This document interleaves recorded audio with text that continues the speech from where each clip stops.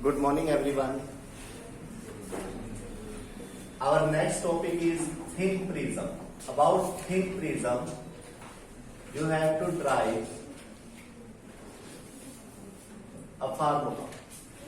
Thin prism के लिए आप एक फॉर्मूला ड्राइव करेंगे और वो फॉर्मूला क्या होगा? वो होगा delta is equal to mu minus 1 into A. Here delta is angular dispersion or sorry minimum deviation. ठीक है, deviation you can say, not minimum deviation. Mu is refractive index and A is angle of prism. ठीक है, एक ये formula भी आपको क्या होना चाहिए, आना चाहिए. कब? जब प्रिज्म कैसा हो, थिन प्रिज्म हो, पतला प्रिज्म. ठीक है, तो नोट करिए इसके लिए. We know that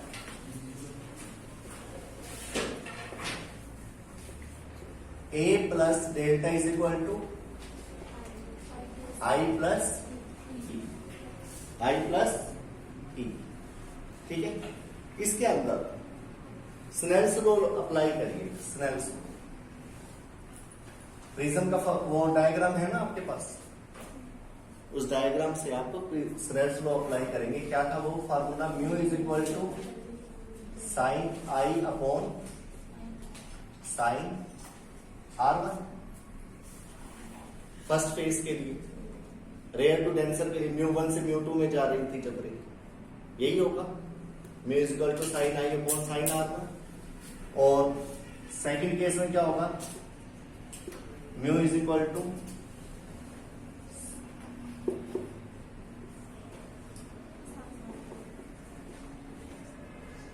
sine R.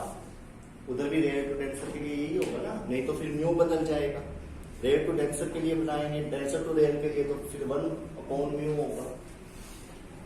तो sign i upon sine R1 ये फर्स्ट फेज के लिए, जिससे वो इमरजेंट हुई वो सेकंड फेज के लिए. उसमें डेंसर टू रेयर जा रही थी, लेकिन आप रेयर टू डेंसर के लिए रिफ्रैक्टिव इंडेक्स ऐसे होगी. डेंसर टू रेयर करोगे तो 1 अपॉन म्यू लेना पड़ेगा, अगर आपने इसको ऊपर और इसको नीचे लिया. यही थे हमारे एंगल. फर्स्ट एंगल क्या था? इंसिडेंट एंगल आई, फिर R1 बना था, फिर R2 और फिर एमरजेंट एंगल. ठीक है, इसके अंदर for very small angle, thin prism है ना, थिन प्रिज्म है तो क्या होगा, ये साइन खत्म हो जाएगी. आई इज इक्वल टू क्या हो जाएगा? म्यू R1 क्रॉस मल्टीप्लाई करेंगे साइन के साथ, जो भी एंगल गिवन है वो क्या हो जाएंगे, साइन आई अप्रोक्सीमेशन में इक्वल टू किसके हो जाएगा, आई की. साइन R1 अप्रोक्सीमेशन में इक्वल टू किसके हो जाएगा, R1. इसी तरह से साइन E अप्रोक्सीमेशन में इक्वल हो जाएगा E के, और साइन R2 ये किसके इक्वल हो जाएगा, R2 के. तो यहां से आपके पास आ जाएगा I is equal to mu R1, और इधर से आ जाएगा E is equal to mu R2. Cross multiply करके आप ये कर सकते. उसके बाद इक्वेशन फर्स्ट पुट कर दीजिए इसमें ये value. A plus delta is equal to, instead of I you can write mu R1, instead of E you can write mu R2. Mu क्या आ जाएगा यहां से कॉमन, क्या आ जाएगा ब्रैकेट में, R1 प्लस R2. इधर क्या होगा, A plus delta mu. R1 plus R2 किसके इक्वल होता है, एंगल ऑफ प्रिज्म. यही था ना कल वाले आर्टिकल में, प्रिज्म का जब रिफ्लेक्शन कर रहे थे आप, उसमें R1 प्लस R2 किसके इक्वल था, A के. ठीक है, not area, angle of prism. तो यहाँ पे आप लिखेंगे म्यू A, यहाँ पे डेल्टा, इस A को इधर ले आइए, और यहां से delta is equal to A common ले लीजिए, क्या आ जाएगा. लेकिन ये कंडीशन किसमें होगी डेविएशन निकालने के लिए, सिर्फ जब प्रिज्म का एंगल कह लो या प्रिज्म कैसा हो, थिन. ठीक है, थिन प्रिज्म होना चाहिए. तो जो डेविएशन है वो डिपेंड किसके ऊपर करती है, एंगल ऑफ प्रिज्म और रिफ्रैक्टिव इंडेक्स. क्वेश्चन वैसे भी आ सकता है कि जो प्रिज्म है वो जो डेविएट करता है लाइट को, वो किसके ऊपर डिपेंड करता है. आप अपने हिसाब से नहीं बोल सकते कि प्रिज्म मोटा हो, छोटा हो, कुछ भी हो, कलरफुल हो. ठीक है, आपको कोई ना कोई फार्मूला चाहिए होता है कि डेविएशन के लिए क्या फार्मूला था। तो डेविएशन के लिए दो चीजें होंगी, कौन कौन सी? रिफ्रैक्टिव इंडेक्स ऑफ प्रिज्म और एंगल, ये दोनों पता होने चाहिए।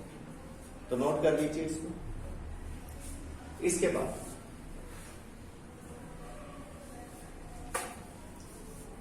Angular dispersion,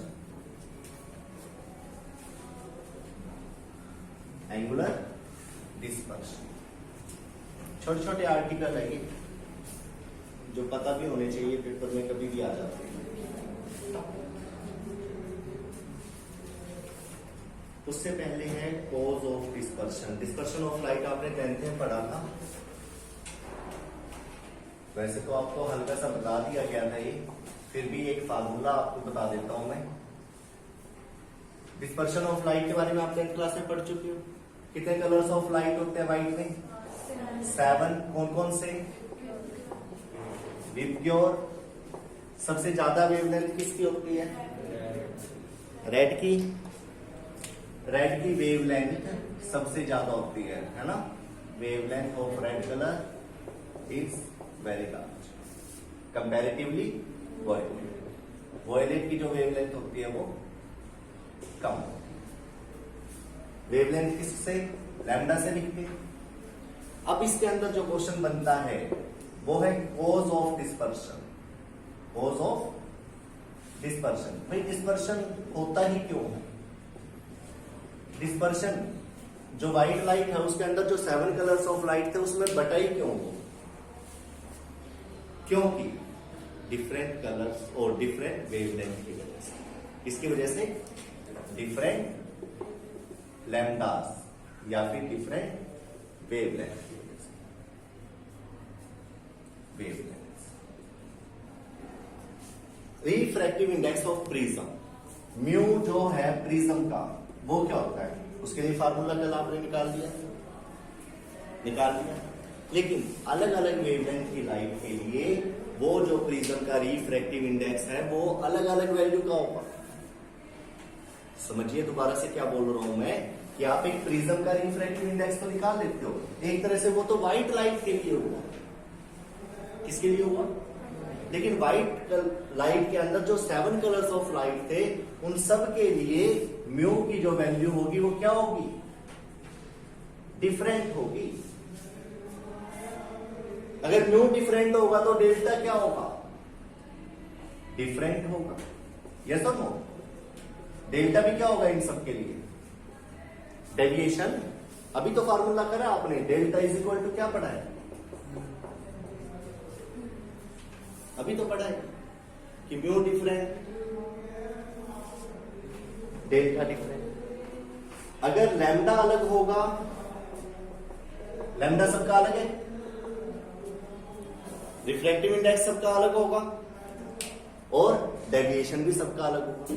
this is the cause of dispersion. जैसे ही व्हाइट लाइट जाती है और वो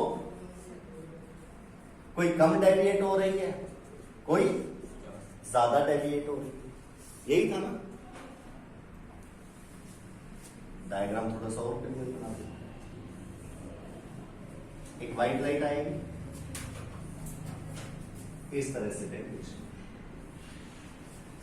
कोई कम डेविएट करेगी, किसी की डेल्टा की वैल्यू कम होगी, किसी की ज्यादा। ये कौन सा कलर होगा? रेड। सबसे बड़ी गलती यहां पे करते हैं। और ये वेवलेंथ किसकी ज्यादा है? कम किसकी है? और इसके ऊपर क्वेश्चन भी बताए थे मैंने। वेवलेंथ अगर कम है तो स्कैटरिंग भी ज्यादा होगी। क्या होगी? मोर स्कैटरिंग। स्काई ब्लू कलर का दिखेगा। ये सारे क्वेश्चन आपको 10th क्लास में करवा दिए गए। अब बात आ जाती है कि रेड कलर की वेवलेंथ ज्यादा है, वॉयलेट की कम है। लैम्डा ज्यादा होने से डेविएशन क्या हो रहा है? कम हो रहा है। डेविएशन क्या हो रहा है? कम हो रहा है। म्यू की वैल्यू कैसी होगी? डेविएशन अगर कम हो रहा है तो म्यू कैसा होगा इसके लिए? इस केस में म्यू की वैल्यू कम होगी, ज्यादा होगी? कम। ये तीनों चीजें दिख रही है आपको, लैम्डा, म्यू और डेल्टा। लैम्डा, म्यू और डेल्टा दिख रही है, कोई डाउट तो नहीं? डेल्टा का म्यू से रिलेशन पता लग गया। लैम्डा ज्यादा होता है, डेविएशन कम हो जाता है। इनके बीच में तो नहीं रिलेशन पता आपको, लैम्डा और म्यू के? लिखिए कौची फॉर्मूला, डायरेक्ट करना है ये आपको। क्या बताया था इसमें? म्यू इज इक्वल टू, एक इक्वेशन दे रहा हूं आपको, endless equation, a plus b upon lambda square plus c upon lambda 4, जैसे वो नहीं चलते थे बाइनोमियल वगैरह वगैरह, प्लस वन, इस तरह से इक्वेशन। लेकिन आप आगे आगे जैसे वैल्यू जाती रहेगी ये बहुत कम होता चला जाएगा, इग्नोर कर दो। क्या याद रखना है? इसको भी छोड़ो, क्या याद रखना है? जो म्यू होता है वो inversely proportional to lambda square या लैम्डा, याद रखो। क्या मतलब हुआ? अगर वेवलेंथ ज्यादा हुई तो म्यू कैसा होगा? कम होगा। म्यू कम हुआ तो डेल्टा कैसा होगा? तो ये चीज आपको, ओके। और जैसा कि मैंने पहले भी आपको कहा था कि डेल्टा, म्यू, लैम्डा जो भी है ये सारे आ गए हैं। और एक चीज और थी आपके पास, वो क्या था? 1/f is equal to mu minus 1, 1/r1 minus 1/r। यहां से भी आपके पास एक चीज है, वो क्या है? फोकल लेंथ और म्यू, रिफ्रैक्टिव इंडेक्स। तो फोकल लेंथ को भी यहां पे ही बता दो इसके साथ। अगर म्यू कम होगा तो फोकल लेंथ कैसी होगी? 7। ये चारों चीजें आपको इंस्टेंट एक ही टाइम पे पढ़नी आनी चाहिए। जरूरी नहीं है आपको कलर्स ऑफ लाइट दी जाए, जरूरी नहीं है ना। क्या पता रिफ्रैक्टिव इंडेक्स अलग अलग दे दे, क्या पता फोकल लेंथ अलग अलग दे दे, कुछ भी हो सकता है।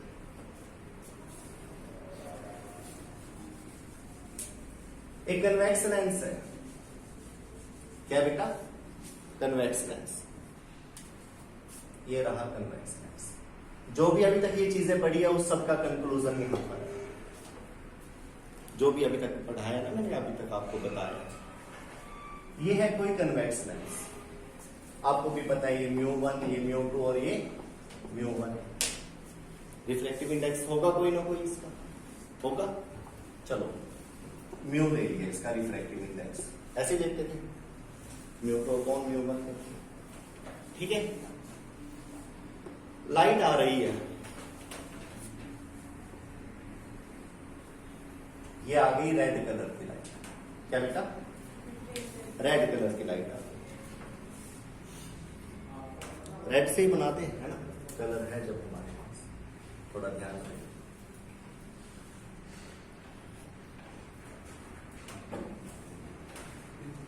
ये रेड कलर की लाइट है।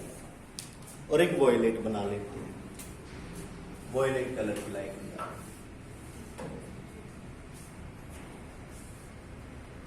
ओके, क्या होगा? पैरेलल लाइट है, कन्वेक्स लेंस सामने है, क्या होगा बेटा? कहां पर बेंड करेगी, कहां पर कट करेगी? आपने पढ़ रखा है फोकस, यही पढ़ रखा है। फोकस कौन सा? फोकस कितने हैं इसके? इस तरफ, इसके इस तरफ एक ही तो फोकस है। क्या ये दोनों लाइट यहां पर फोकस करेंगी? एक पहले कर जाएगी और एक बाद में। डिफरेंट फोकल लेंथ होगी। फार्मूला आपके पास है, आंसर आपने देना है। पहले कौन फोकस करे? दोनों में से पहले कौन? लैम्डा किसका ज्यादा है? रेड और वॉयलेट से बस आपको इतना ही पता है ना, लैम्डा किसका ज्यादा है ना? ये वॉयलेट, रेड कलर की वेवलेंथ ज्यादा है, तो फोकल लेंथ पे क्या फर्क पड़ेगा? डायरेक्टली होते हैं। फोकल लेंथ इसकी ज्यादा, इसका वेवलेंथ क्या है? फोकल लेंथ क्या होगी? तो पहले कौन सी फोकस होगी? ये चीज मैंने आपको 2-3 दिन पहले ही बता दी थी कि इस तरह के क्वेश्चन भी आपके सामने आने वाले हैं। Different wavelength, different focal length, different refractive index, different deviations, सब डिफरेंट हो जाएगा। कब? व्हेन द लाइट है डिफरेंट कलर, डिफरेंट वेवलेंथ। उसके साथ आपने पढ़ना है, ये फार्मूला आपके सामने है, इसको देखना, ये सब न्यू है आपके लिए, ठीक है। ये रेड कलर, ठीक है, रेड कलर यहां पर फोकस होगा, ब्लू कलर आया ये समझ में आपको? ये आ गया सब कुछ। ये चीजें आपके बड़े काम आने वाली है कंसेप्चुअल के आंसर देने के लिए क्या है, और जो फॉर्मूले आपको बता रखे हैं। हाँ, एक चीज और, इनके ऊपर कोई कभी ज्यादा मुश्किल क्वेश्चन नहीं है, ज्यादा घुमाने वाले क्वेश्चन नहीं, वैल्यूज दे रखी होती है। हाँ, इन फार्मूलों पर फोकस कम होता है बच्चों का, क्योंकि इस टाइम में आके एकदम से आप ज्यादा सिलेबस कर जाते हो, तो क्या होता है, इस टाइप के फार्मूले हो गए, ठीक है। ये फार्मूला तो खैर अप्लाई नहीं होता, ये तो जस्ट कंसेप्चुअल के लिए ही यूज होता है, कभी न्यूमेरिकल नहीं आता इस पे आता है न्यूमेरिकल। रिफ्रैक्टिव इंडेक्स निकालने के लिए दे दिए जाते हैं, प्रिज्म का निकालने के लिए दे दिए जाते हैं। लेंस मेकर फार्मूला नया हो गया है ना, कई चीजें हैं, कई फार्मूले हो जाएंगे जो नए हो जाएंगे, और सबके अंदर refractive index, wavelength, focal length कुछ भी हो सकता है। तो इसलिए थोड़ा सा पजल हो जाते हैं। तो आपने क्या करना है, इनके लिटिल बिट क्वेश्चंस साथ के साथ करते जाओ, ठीक है।